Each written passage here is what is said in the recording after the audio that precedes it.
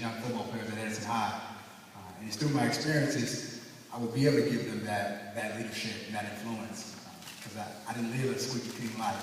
You know, I made mistakes. I overcame my mistakes. You know, I had success. I made more positive decisions than negative, and it brings me here today. So I'm just thankful for the opportunity to return home, you know, to my school, which I came from. I remember walking these halls when I was a student here. You know, definitely didn't look this nice, but we got by, you know, and it's great to see that we are still growing. And me as a head coach is what I plan on doing. I plan on continuing to grow us in any part I may be able to. The coaching staff that's here and the parents and the current players, I think we have a lot of good things ahead of us, and we're excited. And I just want to, you know, give my passion to the game. You know, give respect to those that came before us. You know, Tim McDonald, you know, a great coach, mentor, a great example of what it's like to come from a high school like Edison, a community like the West Side, and be a success. You know, I can remember the day he called me. It was on a Wednesday. You know, for those who know me, that's the day I fast, pray, and finally get closer to God. He called me on a Wednesday, which is a special day for me, because I feel like everything comes to me on a Wednesday. Everything special comes to me on a Wednesday. Even though I wasn't ready and I didn't open that door, I believe that God opened that door for me.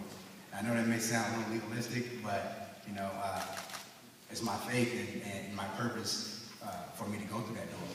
And I truly believe that. And even that weekend, the pastor spoke of restoration of the roots, you know, and it kind of hit home with me. You know, and I was like, man, this is that moment right here, restoring the roots of Edison High. You know, and I really believe that starts today with me becoming the head coach, restoring the roots of Edison High. And what that means to me is bringing ex-players back, you know, getting them involved in the program. Our alumni is great here. We have a lot of successful kids that came out of here that went on to higher levels of success in college, in football, and in the NFL also. And I think that we have to utilize those guys and bring them back and help us out. And they're willing. It just takes somebody organizing it and getting us together.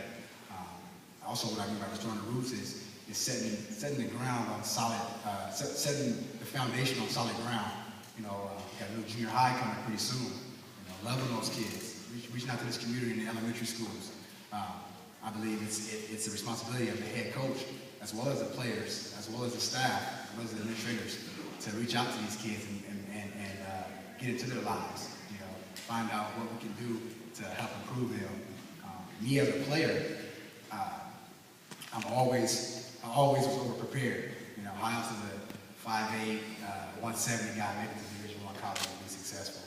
I came out of college, I was 5'8", 185.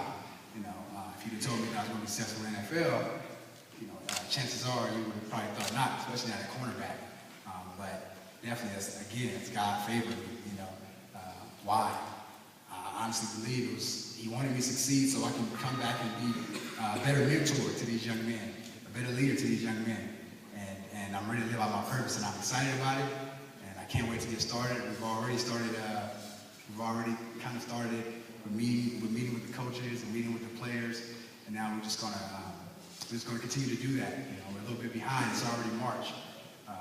We got to get going. I want these players to believe that what we do in March and in April is definitely a deterrent to what we're going to be in November.